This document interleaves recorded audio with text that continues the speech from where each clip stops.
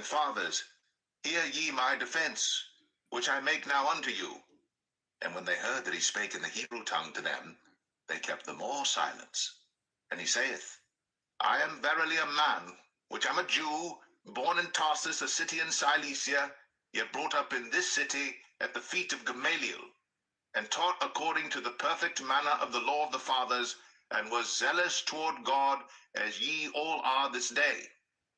And I persecuted this way unto the death, binding and delivering into prisons both men and women, as also the high priest doth bear me witness, and all the estate of the elders, from whom also I received letters unto the brethren, and went to Damascus to bring them which were there bound unto Jerusalem for to be punished. And it came to pass, that as I made my journey, and was come nigh unto Damascus about noon, suddenly there shone from heaven a great light round about me, and I fell unto the ground, and heard a voice saying unto me, Saul, Saul, why persecutest thou me? And I answered, Who art thou, Lord? And he said unto me, I am Jesus of Nazareth, whom thou persecutest. And they that were with me saw indeed the light, and were afraid. But they heard not the voice of him that spake to me. And I said, What shall I do, Lord? And the Lord said unto me, Arise, and go into Damascus, and there it shall be told thee of all things which are appointed for thee to do. And when I could not see for the glory of that light, being led by the hand of them that were with me, I came into Damascus. And one Ananias, a devout man according to the law, having a good report of all the Jews which dwelt there, came unto me, and stood, and said unto me, Brother Saul, receive thy sight. And the same hour I looked up upon him. And he said, The God of our fathers hath chosen thee, that thou shouldst know his will, and see that just one, and shouldst hear the voice of his mouth. For thou shalt be his witness unto all men of what thou hast seen and heard. And now why tarriest thou? Arise, and be baptized, and wash away thy sins, calling on the name of the Lord.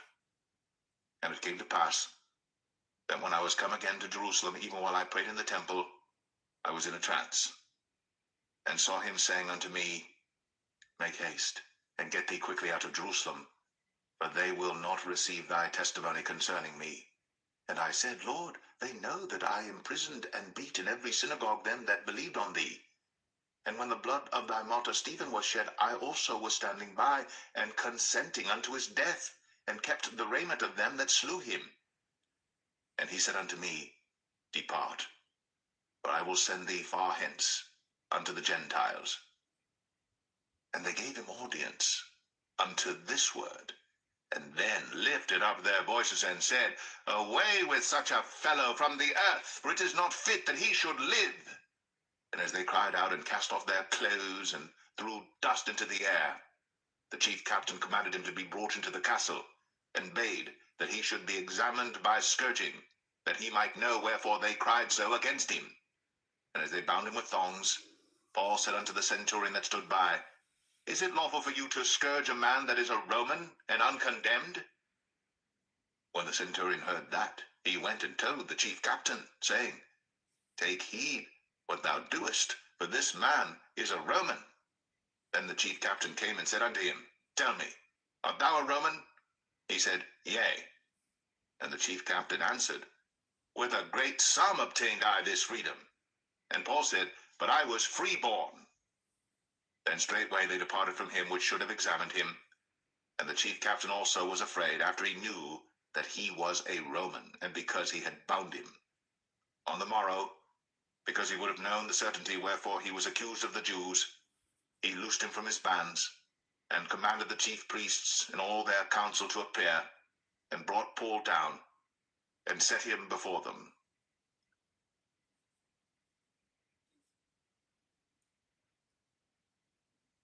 Acts 23. And Paul, earnestly beholding the council, said, Men and brethren, I have lived in all good conscience before God until this day. And the high priest Ananias commanded them that stood by him to smite him on the mouth. Then said Paul unto him, God shall smite thee, thou whited wall, for sittest thou to judge me after the law, and commandest me to be smitten contrary to the law? And they that stood by said, Revilest thou God's high priest? Then said Paul, I wist not, brethren, that he was the high priest, for it is written, Thou shalt not speak evil of the ruler of thy people. But when Paul perceived that the one part were Sadducees, and the other Pharisees, he cried out in the council, Men and brethren, I am a Pharisee, the son of a Pharisee. Of the hope and resurrection of the dead I am called in question. And when he had so said, there arose a dissension between the Pharisees and the Sadducees, and the multitude was divided. For the Sadducees say that there is no resurrection, neither angel nor spirit, but the Pharisees confess both. And there arose a great cry, and the scribes that were of the Pharisees' part arose and strove, saying, We find no evil in this man, but if a spirit or an angel hath spoken to him, let us not fight against God. And when there arose a great dissension, the chief captain, fearing lest Paul should have been pulled in pieces of them, commanded the soldiers to go down and to take him by force from among them, and to bring him into the castle. And the night following the Lord stood by him and said, Be of good cheer, Paul, for as thou hast testified of me in Jerusalem, so must thou bear witness also at Rome. And when it was day, certain of the Jews banded together and bound themselves under a curse, saying that they would neither eat nor drink till they had killed Paul. And they were more than 40 which had made this conspiracy. And they came to the chief priests and elders and said, We have bound ourselves under a great curse, that we will eat nothing until we have slain Paul. Now therefore, ye with the council signify to the chief captain that he bring him down unto you tomorrow, as though ye would inquire something more perfectly concerning him. And we, or ever he come near, are ready to kill him. And when Paul's sister's son heard of their lying in wait, he went and entered into the castle, and told Paul. Then Paul called one of the centurions unto him, and said, Bring this young man unto the chief captain, for he hath a certain thing to tell him. So he took him, and brought him to the chief captain, and said, Paul the prisoner called me unto him, and prayed me to bring this young man unto thee, who hath something to say unto thee. Then the chief captain took him by the hand, and went with him aside privately, and asked him, What is that thou hast to tell me? And he said, The Jews have agreed to desire thee that thou wouldst bring down Paul tomorrow into the council, as though they would inquire somewhat of him more perfectly. But do not thou yield unto them, for there lie in wait for him of them more than 40 men, which have bound themselves with an oath, that they will neither eat nor drink till they have killed him. And now are they ready, looking for a promise from thee. So the chief captain then let the young man depart, and charged him, See thou tell no man that thou hast shown these things to me. And he called unto him 2 centurions, saying, Make ready 200 soldiers to go to Caesarea, and horsemen 70, and spearmen 200, at the 3rd hour of the night, and provide them beasts, that they may set Paul on, and bring him safe unto Felix the governor. And he wrote a letter after this manner: Claudius Lysias, unto the most excellent governor Felix, sendeth greeting. This man was taken of the Jews, and should have been killed of them. Then came I with an army, and rescued him, having understood that he was a Roman. And when I would have known the cause wherefore they accused him, I brought him forth into their council, whom I perceived to be accused of questions of their law, but to have nothing laid to his charge worthy of death or of bonds.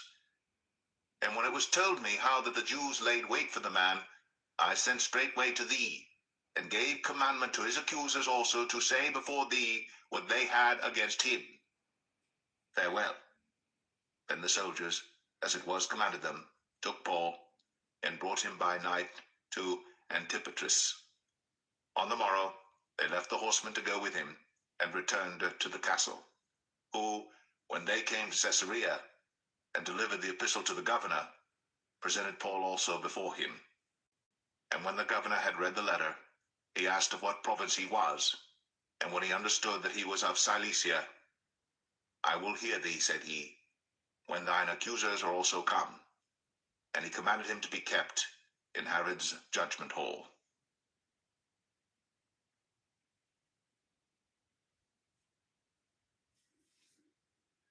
Acts 24.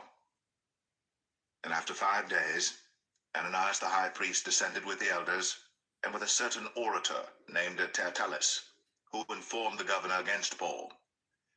And when he was called forth, Tertullus began to accuse him, saying, Seeing that by thee we enjoy great quietness, and that very worthy deeds are done unto this nation by thy providence, we accept it always, and in all places, most noble Felix, with all thankfulness. Notwithstanding that I be not further tedious unto thee, I pray thee that thou wouldst hear us of thy clemency a few words. For we have found this man a pestilent fellow, and a mover of sedition among all the Jews throughout the world, and a ringleader of the sect of the Nazarenes, who also had gone about to profane the temple, whom we took, and would have judged according to our law. But the chief captain Lysias came upon us, and with great violence took him away out of our hands, commanding his accusers to come unto thee, by examining of whom thyself mayest take knowledge of all these things whereof we accuse him. And the Jews also assented, saying that these things were so. Then Paul, after that the governor had beckoned unto him to speak, answered, Forasmuch as I know that thou hast been of many years a judge unto this nation, I do the more cheerfully answer for myself. Because that thou mayest understand that there are yet but 12 days since I went up to Jerusalem for to worship, and they neither found me in the temple disputing with any man, neither raising up the people, neither in the synagogues, nor in the city. Neither can they prove the things whereof they now accuse me. But this I confess unto thee, that after the way which they call heresy, so worship I the God of my fathers, believing all things which are written in the law and in the prophets, and have hope toward God, which they themselves also allow, that there shall be a resurrection of the dead, both of the just and unjust. And herein do I exercise myself, to have always a conscience void of offense toward God and toward men. Now after many years I came to bring alms to my nation and offerings, whereupon certain Jews from Asia found me purified in the temple, neither with multitude nor with tumult, who ought to have been here before thee, and object if they had aught against me. Or else let these same here say, if they have found any evil doing in me while I stood before the council, except it be for this one voice that I cried standing among them. Touching the resurrection of the dead, I am called and questioned by you this day. And when Felix heard these things, having more perfect knowledge of that way, he deferred them and said, When Lysias the chief captain shall come down, I will know the uttermost of your matter.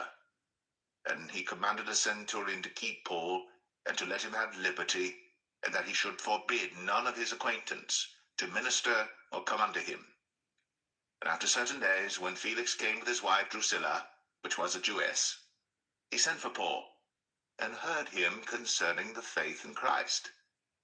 And as he reasoned of righteousness, temperance, and judgment to come, Felix trembled and answered, Go thy way for this time. When I have a convenient season, I will call for thee. He hoped also that money should have been given him of Paul, that he might loose him. Wherefore he sent for him the oftener, and communed with him. But after 2 years, Porcius Festus came into Felix's room, and Felix, willing to show the Jews a pleasure, left Paul bound.